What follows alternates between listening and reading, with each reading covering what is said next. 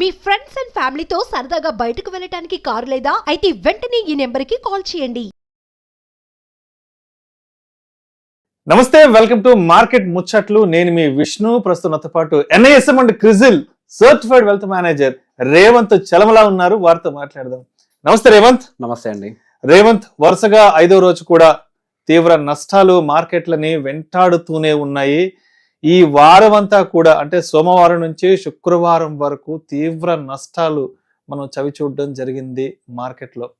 Almost ఒక్క శుక్రవారం సెషన్లోనే అంటే ఇవాల్టి సెషన్లోనే దాదాపు 9 లక్షల కోట్ల రూపాయలు మార్కెట్ నుంచి వైపౌట్ అయిపోయినాయి. అవునండి. ఒక్కసారి మనం శుక్రవారం మార్కెట్ క్లోజింగ్ గురించి చూద్దాము. సెన్సెక్స్ ఏమో 1176 పాయింట్ల నష్టంతో 78,041 వద్ద క్లోజ్ అయింది. నిఫ్టీ ఏమో 364 పాయింట్ల నష్టంతో 23,587 వద్ద క్లోజ్ అయింది. ఎందుకంటారు ఇంత తీవ్ర నష్టాలు దలాల్ స్ట్రీట్ ని కంటిన్యూస్ గా వెంటాడుతూనే ఉన్నాయి? అసలు కారణాలు ఏంటో సింప్లిఫై చేసి మన ఆడియన్స్ కి చెప్పగలరు? సో ఈ వారం జరిగిన ఫాల్ లాస్ట్ 2 సంవత్సరాల్లో జరిగిన ఫాల్స్ తో కంపేర్ చేస్తే వన్ ఆఫ్ ద బిగ్గెస్ట్ అని చెప్పాలి. లాస్ట్ మనకి 1 వీక్ లోనే ఈ 1 వీక్ ట్రేడింగ్ సెషన్ లో దాదాపుగా 5% ఈచ్ అటు నిఫ్టీ ఆర్ సెన్సెక్స్ దాదాపుగా వాళ్ళ యొక్క వైపౌట్ అయిపోవడం గమనించాం. సో దానికి fed interest rate decision. So fed interest rate decision అనేది ఎప్పుడు మార్కెట్స్ మీద ఇంపాక్ట్ చూపిస్తూ ఉంటుంది. సో 25 బేసిస్ పాయింట్స్ ఈ డిస్కౌంట్ డిసెంబర్ 18th మనకి ఖచ్చితంగా కట్ ఉంటుందని ఎక్స్పెక్ట్ చేసిన ప్రకారమే చేశారు. సో అది మార్కెట్ ఆల్రెడీ ఎక్స్పెక్ట్ చేసింది అండ్ దాన్ని ఆల్రెడీ ఫ్యాక్టర్ చేసింది. సో ఫ్యాక్టర్ చేయని అంశాలు ఏముంటాయి తర్వాత రాబోతున్నటువంటి కామెంటరీ. సో ఫెడ్ షేర్ తర్వాత ఇచ్చినటువంటి కామెంటరీ కొంతవరకు మార్కెట్ ని డిసప్పాయింట్ చేసి కేవలం ఇండియన్ మార్కెట్స్ మాత్రమే కాదు అటు గ్లోబల్ మార్కెట్స్ మొత్తాన్ని కూడా కంప్లీట్ గా నెగిటివ్ టెరిటరీలోకి పుష్ చేయడం మొదలు పెట్టాయి. సో ఒక రకంగా చెప్పాలంటే ఇప్పుడు మన ఇండియన్ మార్కెట్స్ మళ్ళీ కరెక్షన్ జోన్ లోకి, సో 10% టాప్ నుంచి మనకి 10% కరెక్షన్ అనేది జరిగింది. సో దానికి గల ప్రధాన కారణం వాళ్ళు 2025 సంవత్సరంలో ఫెడ్ ఇంట్రెస్ట్ రేట్ కట్స్ కి సంబంధించి కొన్ని స్టాండ్స్ ని విత్డ్రాల్ చేసుకునే ప్రయత్నం చేశారు. ఇంతకు ముందు 4 కట్స్ చేస్తామన్నారు, తర్వాత 3 అన్నారు, మొన్న వచ్చేసరికి మేము కేవలం 2 కట్స్ మాత్రమే చేస్తామన్నారు.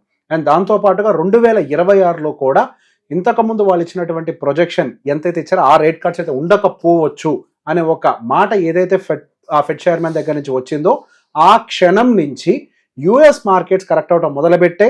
ఆన్ ద సేమ్ టైం మన గిఫ్ట్ నిఫ్టీ కరెక్ట్ అవడం మొదలుపెట్టింది. నెక్స్ట్ డే మనకి మార్కెట్ గ్యాప్ డౌన్ అవ్వటం, తర్వాత ఆ ఫాల్ అనేది కంటిన్యూస్ గా ఈ రోజు వరకు కూడా కంటిన్యూ అవడం అయితే గమనించాం. సో దాని వల్ల మేజర్ గా ఐటీ స్టాక్స్ అయితే బాగా ఇంపాక్ట్ అయ్యాయి. ఎస్, ఇక్కడ కేవలం ఐటీ ఒకటేనా అంటే ఐటీ ఒకటే కాదు, దాంతో పాటుగా అదర్ సెగ్మెంట్స్ అన్ని కూడా అటు మిడ్ క్యాప్ స్మాల్ క్యాప్ అన్ని సెక్టార్స్ లో కూడా సెల్లింగ్ అనేది చాలా యాక్సలరేట్ అయిపోయింది. దాంతో ఒక బ్రాడర్ మార్కెట్ సెల్లింగ్ ట్రిగర్ అయిపోయి మనకు మార్కెట్స్ అనేవి కరెక్షన్ జోన్ లోకి ఎంటర్ అయిపోవడం గమనించాం. అండ్ దాంతో పాటుగా మరికొన్ని రీజన్స్ కూడా ఉన్నాయి. సో బేసిక్ గా ఇండియన్ మార్కెట్స్ అనేవి మనకి కొంతవరకు వాల్యుయేషన్స్ ఎక్కువగా ఉన్నాయి అనేది ఒక ప్రాబ్లం. 2, ఇప్పుడు పర్టికులర్ గా ఈ ఇంట్రెస్ట్ రేట్ కట్స్ కి సంబంధించినటువంటి కొన్ని ప్రాబ్లమ్స్. వీటితో పాటుగా మనకి అక్కడ యుఎస్ లో డాలర్ ఇండెక్స్ అనేది విపరీతంగా పెరుగుతోంది. పర్టికులర్ గా ట్రంప్ విన్ అయినప్పటి నుంచి డాలర్ ఇండెక్స్ పెరుగుతోంది. సో ఇక్కడ మనం గమనించినట్లయితే ప్రీవియస్ గా ఎప్పుడూ లేనంతగా మనకి డాలర్ ఇండెక్స్ అనేది ఒక హై అంటే all time high side move అవటం మనం గమనిస్తున్నాం. 100 నుంచి దాదాపుగా 107 వరకు కూడా if you can see like 22 9th month నుంచి 22 డేట్ 9th మంత్ నుంచి వన్ సింగిల్ డైరెక్షన్ లో పైకి వెళ్ళటం. సో డాలర్ ఇండెక్స్ అంత హైయర్ సైడ్ మూవ్ అవుతున్నప్పుడు Indian rupee kind of depreciate అవుతున్నప్పుడు సహజంగా ఫారెన్ ఇన్వెస్ట్మెంట్స్ అనేవి ఇండియా వైపు చూడటానికి ఎక్కువ ఇంట్రెస్ట్ అనేవి చూపించావు. అండ్ దాంతో పాటుగా మనకి బాండ్ ఈల్డ్స్, సో బేసిక్ గా మనకి బాండ్ ఈల్డ్స్ అనేవి కూడా చాలా హై జోన్ లోనే మెయింటైన్ అవుతున్నాయి. అది ఎప్పటి నుంచి దాదాపుగా 2022 ఎప్పుడైతే ఫెడ్ ఇంట్రెస్ట్ రేట్ హైక్స్ అనేది చేయడం మొదలు పెట్టిందో అప్పటి నుంచి పైకి వెళ్తూనే ఉన్నాయి, కానీ ఇప్పటి వరకు తగ్గుముఖం అయితే పట్టలేదు. ఆల్మోస్ట్ అది పీక్ అగైన్ ప్రీవియస్ పీక్ ఏదైతే జరిగిందో ఆ పీక్ రేంజ్ కి వెళ్ళిపోతున్నాయి.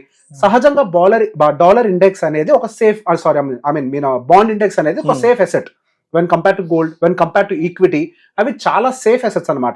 సో ఖచ్చితంగా ఈ రిటర్న్ వస్తుంది అనేది. సో ఇండియన్ మార్కెట్స్ లో పెడితే మనకి 10-12% రిటర్న్ వస్తుంది అనేది యాంటిసిపేషన్ ఎంత నిజమో, కాకపోతే ఇక్కడ డాలర్ ఇండెక్స్ పెరగటము, దాంతోపాటు బాండ్ డీల్స్ అనేది ఇంక్రీజ్ అవ్వటము, వాళ్ళు కంపారిటివ్లీ అక్కడ ఎక్కువ ఎడ్జ్ తీసుకోవడానికి అవకాశం ఉంది కాబట్టి ఫ్రెష్ ఫ్లోస్ కూడా ఇండియాలోకి రావట్లేదు. మనం గమనించినట్లయితే ఎఫ్ఐఐ సైడ్ నుంచి కూడా సెల్లింగ్ అనేది మళ్ళీ యాక్సలరేట్ అయింది. మధ్యలో కొంతకాలం పాటు ఏదైతే సబ్సైడ్ అయిందో అది కేవలం నేను ఒక ట్రాప్ లాగే మాత్రమే చూడగలుగుతున్నాను, కానీ వాళ్ళు యాక్చువల్గా సబ్సైడ్ చేయలేదు. జస్ట్ కొంతవరకు మళ్ళీ మార్కెట్ రివర్సల్ అవడానికి వెయిట్ చేశారు, మార్కెట్ కొంచెం హై లెవెల్స్ లోకి వెళ్ళింది, అక్కడి నుంచి మళ్ళీ సెల్లింగ్ అనేది ట్రిగ్గర్ చేయడం మొదలు పెట్టారు. సో ఒక రకంగా ఈ పుల్ బ్యాక్ వల్ల అడ్వాంటేజ్ జరిగింది ఏంటి అని అంటే 100% FIS కి జరిగినటువంటి అడ్వాంటేజే. రీటైలర్స్ అందరూ అగైన్ మళ్ళీ ట్రాప్ అయిపోయినట్టే. సో ఒక్కసారి మనం చార్ట్స్ లో కూడా వెళ్ళి నెక్స్ట్ మార్కెట్స్ యొక్క కండిషన్ ఏంటో కూడా ఒకసారి మనం గమనిద్దాం.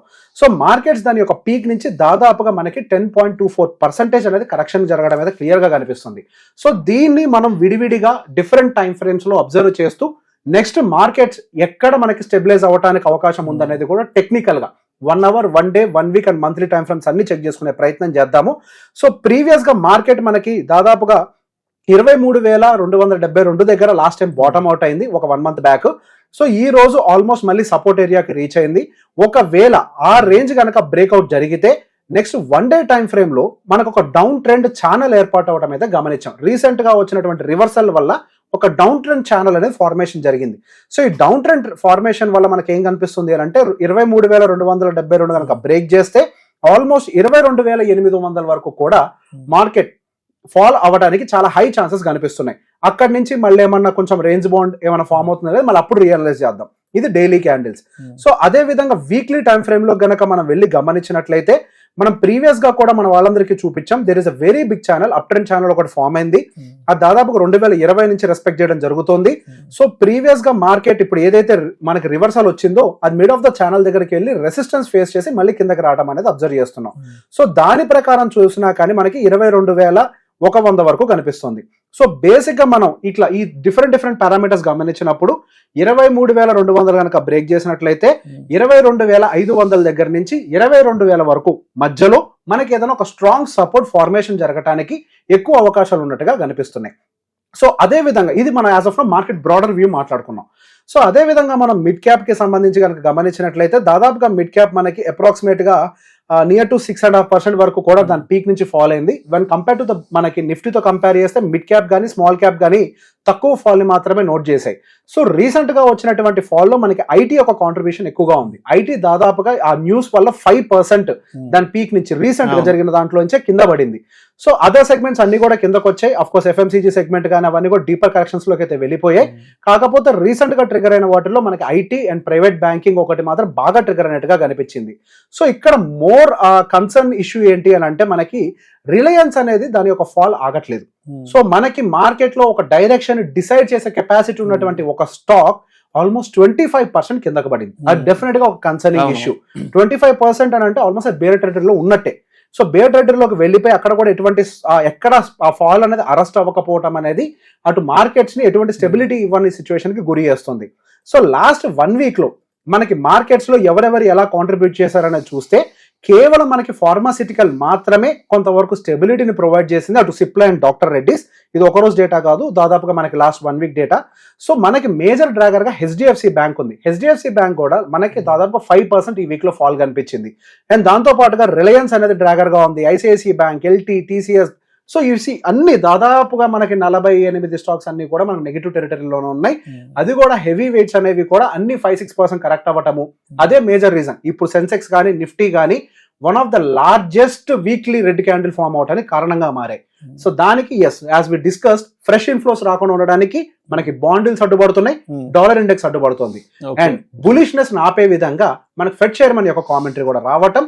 అగైన్ మనము నెగిటివ్ టెరిటరీ అంటే కరెక్షన్ టెరిటరీలోకి ఎంటర్ అయిపోయాం. మొన్నటి వరకు రీసెంట్ గా ఇంతకు ముందు వచ్చినటువంటి ఫాల్ లో ఆ రీటైలర్స్ కొంతవరకు పానిక్ అయ్యారు. అది చాలా క్లియర్ గా మనకి SIP డేటా, సో SIPs డియాక్టివేషన్స్ పెరిగాయి అనేది డేటా క్లియర్ గా కనిపించింది. సో ఇప్పుడు జరుగుతున్నటువంటి ఫాల్ ఇంకా చాలా మందిని భయపడుతుందేమో అని ఒక అంశం కూడా కనిపిస్తుంది. సో ఒక వచ్చింది కిందకి మళ్ళీ పైకి వెళ్ళిపోతుంది అన్న ఒక ఆశని క్రియేట్ చేసి మళ్ళీ ఒక పానిక్ సెల్లింగ్ క్రియేట్ అవడం తోటి రీటైలర్స్ ఇంకొంచెం పానిక్ లోకి ఎంటర్ అవడానికి అవకాశం ఉంది. అసలు ప్రమాదం ఎప్పుడు జరుగుద్ది మార్కెట్ లో అంటే ఎప్పుడైతే రీటైలర్స్ అందరూ పానిక్ సిచ్యువేషన్స్ లోకి ఎంటర్ అవుతారో అప్పుడు నిజమైన పానిక్ సెల్లింగ్ అంటే మనం కంప్లీట్ గా బేర్ టెరిటరీ వరకు కూడా ఎంటర్ అవడానికి అవకాశాలు ఉంటాయి. సో లాంగ్ టర్మ్ ఇన్వెస్ట్మెంట్స్ పెట్టే వాళ్ళు ఎవరు కూడా భయపడాల్సిన అవసరం లేదు. లాంగ్ టర్మ్ అని అంటే దయచేసి 1 సంవత్సరం 2 సంవత్సరాలు అనుకోవద్దు. ఖచ్చితంగా 10-15 సంవత్సరాలు అనుకుంటే మాత్రమే మీరు మార్కెట్స్ లో ధైర్యంగా ఇన్వెస్ట్ చేయండి. 1-2 సంవత్సరాల కోసం మాత్రం మార్కెట్ లోకి ఎట్టి పరిస్థితుల్లో రావద్దు. ఇంకొక ఇంపార్టెంట్ విషయం ఏంటంటే అప్పు చేసి తీసుకొచ్చి మ్యూచువల్ ఫండ్స్ లో పెట్టుబడులు పెట్టే వాళ్ళు చాలా మంది కనిపిస్తున్నారు. వాళ్ళైతే మరింత జాగ్రత్తగా ఉండాలి. మార్కెట్స్ మీకు బ్యాంక్ వడ్డీ అంత రిటర్న్స్ కూడా ఇవ్వడానికి అవకాశం. బ్యాంక్ వడ్డీ అంటే 6% FD రేట్లు కాదు, మీ పర్సనల్ లోన్ ఇంట్రెస్ట్లు. ఆ మందం ఇంట్రెస్ట్ కూడా మనకి జనరేట్ అవ్వడానికి ఎటువంటి అవకాశాలు కనిపించట్లేదు. సో ఇన్వెస్టర్లు కొద్దిగా కాషియస్ గా ఇన్వెస్ట్ చేస్తే బాగుంటుంది. అయితే కంటిన్యూస్ గా సోమవారం నుంచి శుక్రవారం వరకు జరిగిన 5 సెషన్లు మొత్తం కూడా వాలటాలిటీ చూసేసాం, క్రాష్లు చూసేసాం, బ్లడ్ బాత్లు అయిపోయింది కదా. నెక్స్ట్ అందరి ఆలోచన ఏంటంటే నెక్స్ట్ మండే మార్కెట్ ఎలా ఉండబోతుంది అంటూ కూడా చాలా మంది చాలా జాగ్రత్తగా మార్కెట్ని అబ్జర్వ్ చేయబోతున్నారు. సో మనకి 23వ తారీఖు మండే అసలు మనం మార్కెట్ని ఏ విధంగా హ్యాండిల్ చేయాలి అంటారు? సో ఇప్పుడు మీరు చెప్పిన అంశాన్ని కనుక గమనించినట్లయితే ఇప్పుడు యూరోపియన్ చార్ట్స్ కూడా చూస్తున్నాము. యూరోపియన్ మార్కెట్స్ కూడా దాదాపుగా 1.5% వరకు కూడా నెగిటివ్ లో ఉన్నాయి. అదే విధంగా యుఎస్ ఫీచర్స్ కూడా దాదాపుగా నెగిటివ్ టెరిటరీలోనే ఉన్నాయి. అన్ని కూడా దాదాపుగా మనకి నాస్డాక్ అయితే -1.38% ఉంది. దాదాపుగా మనకి అది డౌ జోన్స్ కూడా దాదాపుగా -0.5% లో ఉంది. అండ్ దాంతో పాటుగా మనకి ఇండియా విక్స్ కూడా ఇంక్రీజ్ అవుతున్నట్టుగానే యుఎస్ విక్స్ కూడా దాదాపుగా ఆల్రెడీ ప్రీ మార్కెట్ లోనే 7% ఇంక్రీజ్ అయినట్టుగా కనిపిస్తుంది. దాదాపుగా వాళ్ళు యుఎస్ విక్స్ కూడా 25కి వెళ్ళిపోయింది. సో ఇది ఒక క్లియర్ ఆ సైన్ అనమాట, మార్కెట్ లో హ్యూజ్ వాలటాలిటీ క్రియేట్ కాబోతోంది, ఒక బేరిష్ ట్రెండ్ క్రియేట్ అవబోతుంది అనడానికైతే ఒక క్లియర్ ట్రెండ్.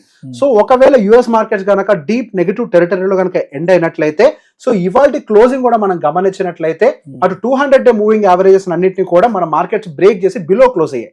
అదొక పెద్ద నెగిటివ్ సెంటిమెంట్. సో మనకి 23,800 అనేది ఒక రెసిస్టెన్స్ గా యాక్ట్ అవుతూ డౌన్ సైడ్ మార్కెట్ మూవ్ అవడానికి చాలా హై ప్రాబబిలిటీ ఉంది. అండ్ దాంతో పాటుగా ఒకసారి నేను ఓపెన్ ఇంట్రెస్ట్ డేటా కూడా అనలైజ్ చేసి చూపించే ప్రయత్నం చేస్తాను. మనం ఇంతకుముందు ఇప్పుడు ఓపెన్ ఇంట్రెస్ట్ డేటా మన వాళ్ళకి చూపించలేదు. Give me a minute sir. So open interest data కనుక మనం గమనించినట్లయితే మనకు 24,000 దగ్గర హ్యూజ్ గా ఓఐ అనేది బిల్డ్ అయింది. అంటే మన కాల్ సైడ్ ఓఐ బిల్డ్ అవ్వటం అనేది కొద్దిగా కన్సర్నింగ్ గా కనిపిస్తుంది. అండ్ నియర్ టర్మ్ లో మనకు 23,500 దగ్గర కొద్దిగా ఏమైనా సపోర్ట్స్ కనిపించచ్చు అనే విధంగా కూడా ఉంది. కాకపోతే మనకు 24,000 దగ్గర అయితే కొంచెం మనకు స్ట్రాంగ్ గా ఉంది. సో బేసిక్ గా overall consolidated data for the next 41 days కనుక క్లబ్ చేసి చూసినట్లయితే మనకి 23,000, 23,500 దగ్గర నుంచి 23 వరకు కూడా అవసరం లేదు అనుకుంటున్నాను నేను. 23,500 అరౌండ్. సో రీసెంట్ స్వింగ్ ఉంది కదా 23,272 సమ్ పాయింట్, అక్కడి నుంచి అయితే సపోర్ట్ రావడానికి చాలా హై ప్రాబబిలిటీ ఉంది నెక్స్ట్ వీక్ లో. ఆ తర్వాత ఏం జరుగుతుందని we have to realise. As of the now data is saying 24 will act as a strong resistance and 23,500 plus or minus 100 points అంటే 23,400 వరకు అనుకోవచ్చు. Thank you so much Revanth. Thank you అండి.